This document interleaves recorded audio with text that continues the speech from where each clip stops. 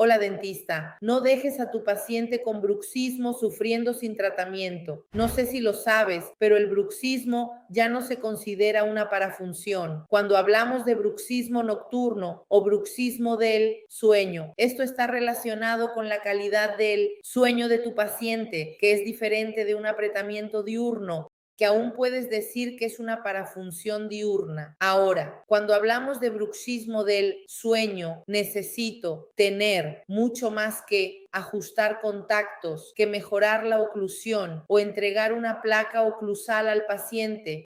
¿Hasta cuándo vas a cerrar los ojos ante esto, enfocándote cada vez más en hacer cursos restaurativos de técnicas, de resinas, de pines, de carillas?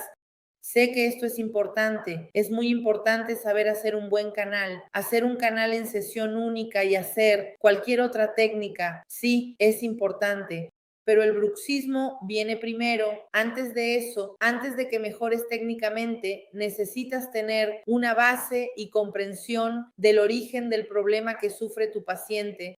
Existen numerosas evidencias que muestran fracturas, recontaminación endodóntica, problemas de fractura dental y de grieta dental relacionados con el bruxismo. Y puede que no estés viendo esto en tu paciente. Necesitas ser aún más especialista dentro de tu área, aprendiendo sobre bruxismo.